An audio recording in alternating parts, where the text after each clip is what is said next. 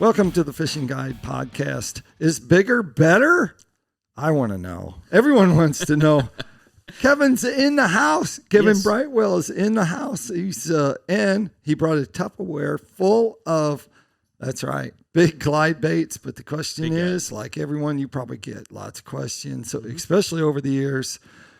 When do you throw a big glide bait, and when do you downsize? How do you know how to fish one from the other? So for me, I'm following what the fish want to do that day. I always have a pretty good spread on my boat. Or if you're shore fishing, I do a lot of shore fishing still as well. Right. These aren't just for the guys who have, $90,000 bass boats. These can be for your shore guys or anybody really. But I'm following what the fish do that day. Typically, when I'm starting my day and trying to figure out what they want, because the fish with swim baits, they are very, very moody. They'll always at some point eat a worm or a jig, and there's different sizes. Right. But when it comes to big swim baits, they are very, very moody on what size they want to eat that day, and it can change throughout the day. So I like to have a variety. I always try to start big and see what they're doing. And by big, what do you mean by big? For me, big is like the king. So for me, it's an 11-inch bait, has a lot of drawing power. All right. I will try to start off either with the king or with the legend, which is a 9-inch bait. All right. And that's kind of where I start for the day. And I see how the fish are reacting. I see if I'm getting followers, which means those fish will literally come out of cover and follow that bait. There might be one follower, or there might be a whole wolf pack of 10 to 12 fish or more. So you want to see how the fish are reacting that day. And if they're just following, that's why I start big. Sometimes they'll start out of nowhere and just absolutely demolish that bait, try to kill it. Wow. But if they're only trying to follow, then I keep downsizing until I find what size they're comfortable coming up and eating. Right. And sometimes that bite might change throughout the day. If you start off big and they're just eating it, then I'm going to stick with big all day long, because your chances of catching a giant are on a giant bait, your odds go up of catching a bigger fish on a bigger bait. But if they're just following and not interested, then I keep downsizing until I finally get a bite. And once I get a bite, I stick with that bait. I try not to change it until I've just wore out that bite, until I'm not catching fish. And then then I know, okay, I either need to go up, they're in the mood has shifted and they want to eat something bigger. Right. Or I need to downsize. And that's just trial and error throughout the day. And water clarity, does that play a part of the size? Yeah, for me, my confidence, if you would have asked me this question 4 or 5 years ago, or 6 years ago, I would only fish these in clear water. Right. But then I moved to Beaver Lake, and Beaver Lake is not clear all the time. And I've learned that clarity really does not make too much of a difference. It makes a difference for me or for the angler, because you can't see what the fish are doing unless you have live scope or something. Right. And that didn't, 5 or 6 years ago, that didn't exist. Right. But I've learned by fishing a dirtier lake that's not always clear. Beaver, it's such a transitional lake that you can have dirty water or super gin clear water. Right. Well, where I was living, it's kind of a mix where I was fishing most of the time. And so I could go out and still catch fish on days where the water was gin clear, like I'm used to, and I see the fish and I get them to react. Right. But there are also days where I'd go out and fish anyways in the dirty water and just maintain it and still catch fish. And so I gained a lot of confidence by doing that and saying, look, dirty water doesn't make a difference. It makes a difference on you being able to see what the fish are doing, but the fish, they still sense that bait is there. They're the top predator in their area. So they can sense that a bait is there, and they'll still come up and eat it. It just takes you a little bit by surprise, because you don't see it happen like you would in gin clear water. Right. And I think a lot of YouTube videos and stuff, they always show the water looks clear. It seems like they kind of... Because it's more fun for the angler. Instead of getting that blind, instead of casting into dirty water and getting a blind bite, if you can find clear water and you're having more fun, you get to interact with those fish more. You see the followers. You can get those followers to commit by doing different actions, by making the bait seem more erratic, or even just slowing them down the bait and stopping it. That's why a lot of the videos you see are clear water, because it's almost for swim baiting, it's more enjoyable. But you can go and catch them in dirty water as well. Let's talk about size, the weight of these, and what you're going to use to throw. Like, are you using a 710 or what kind of length rod? Yeah, most of my rods are 711. So I have gone down we're going down a rabbit hole here. I'm lucky to have partnered with a rod manufacturer that's here, fairly local, and so I haven't got. Once I partnered with them, I've only used the rods that I have made for myself for the past like 10 years. So I can't really recommend other companies or brands. There's others that are very well known in the swim bait game. But you're in that 710, 711 range. Yeah, heavy, extra heavy. I like a parabolic bend on mine.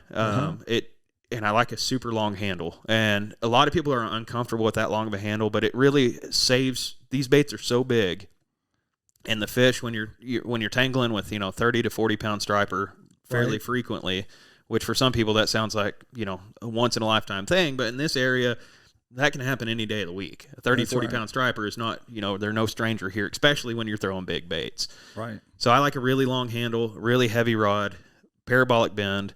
That handle just saves a lot of torque on your wrists, on your shoulders, and all that stuff when you're casting these. Because if you're casting a big, 9, almost 10 ounce bait all day long, that will wear you out very quickly if you don't have the right gear. I got you. If you get the right gear, and I recommend the longest handle that you can find. We offer rods as well. Yeah. They're all through Tackle Warehouse right now. But if you can get a long handle rod and get the right gear, the right size reel, then it can be a comfortable experience, and it's not like you're lobbing an anchor out there all day long. Like an Alabama rig. Exactly. And those can feel like, once you get the right setup, those can feel like you can throw with the right setup. This can feel like a little 1/8 ounce jig. Wow. I mean, it's just, you get the right setup and it doesn't feel big anymore. Well, let's talk about weights of these lures, because a lot of the rod manufacturers that do offer them, they go by ounces. They'll go like, this one's for 8 to 3 ounces, and this one's 3 to 5 ounces. Yeah, they try to get a pretty good range by ounces or by full ounces instead of 1/8 of an ounce. Like you get down to the crappie stuff, it can be 16th ounce to 1/8 ounce and all that stuff. You're talking micro scale, very fine tuned. And in the swim bait game, you're talking about full ounces. We might have a 3 to 4 ounce range on the rod, and so. And so what's the lightest one you have here? The lightest one I have is this little tiny guy, and it's not on the market yet, but we are bringing it to the market really, really soon. Right, and ounce-wise? It's less than an ounce. Yeah, it's about it's about 3/4 of an ounce. 3/4 of an ounce? Yep. So you can throw that on in just about any regular bass tackle. Oh, yeah, you can easily throw this on. Yeah, you can throw it on a crankbait rod. You don't need anything specialized for that one. Right, and does it have a name yet? Does not have a name yet. I'm still working on the name. So you can call it a BDW. BDW? Might consider that. We'll see. There you go. Probably not. I don't think you need a bait named after me. For sure. I'm sure of that. That's the smallest, all the way up to the biggest, which is the pounder, and it's named that for a reason. It kind of just took on that name on its own. It's because it's a little over 16 ounces. Yeah, you can feel this one. Yeah. This one you might feel when you're casting. Yeah, that's not one that I pick up and throw all day long. That one I say for, hey, this point has a lot of good structure on it. Like, this is the most high percentage area for a big fish that I'm going to come across today. That's where I'm throwing the big one. Right. So your most common swim baits, what do you think in the range that people buy? The most common range for most people is the 7-inch size, and that's the Chad. Yep. And what does it weigh? It weighs 2 point. We've made some changes on this. No, this one is 1.97 ounces. Oh, so it's just shy of 2. Yeah. And they do vary. So sometimes they'll be up to 2.4 ounces because the reason they vary, they're handmade product. And with the materials that I use, humidity makes a difference and all that stuff. So we're constantly having to adjust our recipes. And so they do vary slightly. But it's not so much of a variance that it's really going to throw off what rod you're throwing it on. If you're throwing a big swim bait, it can handle that tolerance. The rod will handle that tolerance change. And so line size, line style. Right. According to the weight of your lure, how are you picking it when you're fishing them? When I'm fishing them, I fish a little. I'm a little more risky than what I recommend to people. Okay. So the lighter the line, the better action and the more distance you're going to get. So I push my luck all the time, and I lose baits because of it. Right. So like on a 7-inch bait, I'll go down to 14 and 15 pound test because I feel more confident with it. Right. But I also lose baits. So for the regular everyday guy who's buying these baits and doesn't have I have full access to these. I can lose one, and it's not. I still get sad, but I'm not devastated by it. So for the average guy, I'm recommending no less than 20-pound mono. I like mono. It gives you enough. I do braid to mono. So I run 65-pound braid down to 50-pound braid, depends on which bait I'm running. Right. And then run about a 6-foot leader, and I like mono. Yeah. So this is one that's not hit the market yet either. Oh, this one here? Yeah, it's the little carp, but it is one that has had high demand. I got to the stage where it's production ready and just haven't put it into production yet. So like 3 ounces? Yeah, I don't have a full, I don't recall. I've got so many different baits, and I don't recall. I'd have to go back and scale it. Grab hold of this, and you could tell me what it is. This one is going to run in that, this is in that 2-ounce range. It's still, it's in the 2-ounce range. Yeah, it's going to be about the same as the Chet Shed. And so these have like the fins on top are hard. Correct. Are all of them on your baits? So the make of those, are they all the same? Yeah, so anything that's on the body, I try to build into it, so it's less. There's other baits that have plastisol or soft fins that actually protrude. Right. I try to build everything in just so I don't have to have any replacement parts. A lot of the baits that have those fins, they can fall off or get messed up, and then you have to replace it. I like to build all my stuff built into the resin. You haven't had anyone ever come back and say, "Hey, this doesn't catch a fish. Can you buy this back from me?" Yes, I have, and I'll buy it back because then I'll go use it and catch fish and take pictures with it. So I have. There's people who buy stuff, and just don't give it a full opportunity or give it a full chance. You got to show a little dedication when you're going to swim baits. Right. It's easy to want to put it down for the average everyday guy who's never thrown a swim bait, who's used to jigs and crankbaits and stuff like that. A swim bait can be intimidating, and they feel like they'll throw it for a couple hours, maybe don't have any success, and just feel like it doesn't work. Right. But it will work at some point in the day. It's just got to stay in the water. Right. And I mean, if you catch them on Beaver Lake, that's pretty high pressure. Like a lake that's these fish are well educated here. They are. Yeah. They got master's degrees. Exactly. And, me being here local to Beaver, it's introduced a lot of swim baits to Beaver. There's a lot of local guys who have started throwing them, and they're getting even educated on swim baits now, down to color and size. You can make a tiny modification to the same bait that somebody else is throwing. Right. Like if you bought this same bait, and there's enough of these out here on Beaver now that the fish are becoming educated to it, you make one tiny modification to it, add feathers to the hook or a little spin blade to the hook or something like that, and it's like it starts. It's like they've never seen it before. So that's what's really cool. They get really educated, but by one tiny little modification, you can really trick them again. What do you think's another drawback to the larger size, the heavier swim baits that you see people like they buy it and then they're like, what do I do now? Right. The two things for me that I see is cost and fatigue. Right. The cost of what it takes to get into it, your reels. I mean, it takes, once you get into the big stuff, I mean, you're talking specialized gear. You can't just go take your regular bass gear and throw some of this stuff. Like if you're talking about the king, the trout, the pounder, most of the other stuff, even the legend, you can throw that on most regular bass gear. This is going to be pushing its limits, but you can throw it on regular bass gear. But when you talk about the big stuff, that's when you're stepping into specialized gear, the big stuff that's almost saltwater rated. And so that costs for that, for your rods and reels, and then fatigue for people. They're big heavy baits. If you don't have the right setup, you're going to get exhausted throwing them and just sticking to it. But if you get the right gear, and if you don't have to go all out, like some of this stuff, people get intimidated by the cost, but there are affordable reels out there that you can get introduced to. Shimano has some affordable reels that you can get, the round reel, like saltwater style, for $100. Right. And if you're buying a $200 to $300 bait, you should be able to afford a $100 reel. Right.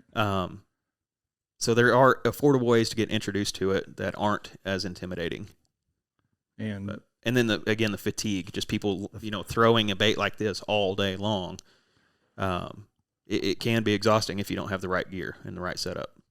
That's for sure. That's the downside. But the rewards are well worth it. If you throw a bait like this all day long, you're going to see probably more big fish than you've ever seen in the waters that you thought were empty. Right. So And that's the weight size of casting one is something. Quick question. Yes. When these hit the water, Mm-hmm. do they scare the fish or do they attract the fish? It's like a dinner bell going off. A lot of people get mad. When I was growing up, I didn't like the big splash. When I first was introduced to swim baits, I was fishing a lake that I fished the lake for 2 to 3 years before I started actually fishing swim baits, and I would see somebody come by with a swim bait and casting, and I would get so mad that I thought they were scaring off the fish. Right. Once I started fishing swim baits, I realized that gets their attention. That splash, if it's a little fish that's intimidated, yeah, it's going to run away. But if it's a predatory fish, just like think of it like a muskie or even a shark, you know, I mean, they're animals that are made to eat. So when they hear a splash, that gets their attention. They're going to look up and wonder what that was. And then when they see it's a big meal, it's not a rock, it's not a bird diving, it's a big meal waiting for them. Right. Then it gets their attention. A lot of times I've had so many hookups just right after it lands because they hear that splash and it's like a dinner bell. They come up and eat. You don't go over to Swebco and throw this, do you? Do some. Yeah. Yeah, it's been bombarded with swim bait. I had that kind of under wraps for about 2 to 3 years, and I think enough people saw me or saw other people doing it as well that it has changed that lake. It is a very hard lake to fish now. You still go out and catch them on swim baits for sure, but it's nothing like it was 5-6 years ago. Yeah, 5-6 years ago when they were hungry. Oh my gosh, gosh, hungry. Well, they just hadn't seen it before, and now they've become educated. You have to change up. Yep. Maybe new style, maybe new size or something like that. Oh, crappie. Yes. Like, real quick too. Crappie. This one's painted like a little crappie. Yeah, that's just one of the prototypes to the little guy that you were showing earlier. And yeah, just when I do my prototypes, I like to paint them in different patterns, and that way I can recognize which one performs like I want it to. If they're all painted the same, it's really hard. I'll have to mark it or take notes. And so when I do prototypes, I have 8 or 10 baits that I take out. I try to paint them all in different colors, and that way I can be like, oh, the crappie one worked really well, or the shad one worked really well. Gotcha.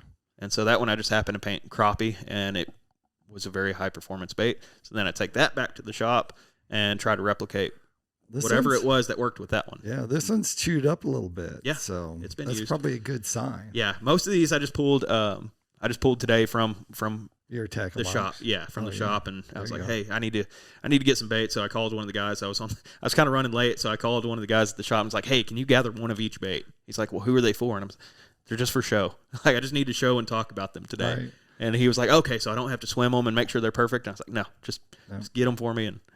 And the thing is, I think one of the guys that works at your shop was at Standing Around Prairie Creek one time, and we started visiting, and we went to his truck, and he had like a small suitcase that was in there. It was kind of like the Blues Brothers, almost like a little handcuff that chain, to his suitcase. Yep. Like open your jacket, and you got baits hanging. He's like, look at this, and I'm like, wow, look at this. And I'd seen people like Brad Knight with big swim baits, and like they pull them out, and it's like fleas to something. They just all of a sudden there's like, they're so foreign to a lot. I mean, they're becoming more and more popular and more mainstream, but there's still kind of like this whole mystery that surrounds swim baits. That if you see somebody who has a bunch of them, you're like, oh my gosh, what does he know? And you want to go pick their brain. And what does he have? Yeah, what's he have? What's he know? Like, you try to learn something from that person. As long as they're hand built, custom type setup, they'll always be in demand. Oh yeah, that's for sure. Anything handmade, people enjoy that handmade aspect. They're not perfect. Each and every one is a little bit different. They have each one has its own little signature flaw. Right. But it's something that it's also just like any other handmade product. It has a drive and demand behind it. Yep. Well, that takes us to Tackle Time. Tackle Time sponsored by PICO Lures. PICO Lures, we got all kinds of colors, designs, but nothing as big as this. You'd have to melt a bunch of boxes of pointer shads to get this size here. But you can check them out. They got actually have 42 colors of crankbaits now. So that's really good and pretty exciting that they come out with new colors every year. 2 new colors this year. So D-Win is one of them. A very popular color that's out on Kentucky Lake. And the other one is Paycheck, which is that one's going to be really, really good in the Ozarks for sure. We've already did a little testing on it, and they work pretty good. So check them out at PICOLures.com. Kevin, if they want to find out more about your baits, or maybe they want to buy some, where would they go? We do all of our advertising on social media, on Facebook and Instagram. Okay. We also have a website. The website stays empty most of the time, but we advertise through Facebook and Instagram when we put baits on the website. We do a live video a lot of the times.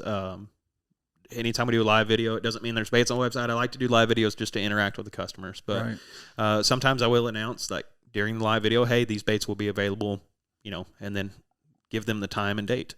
But we always try to make an announcement when baits are available on the website. All right. Sounds good. That takes us to the end of the show. I always like to end the show.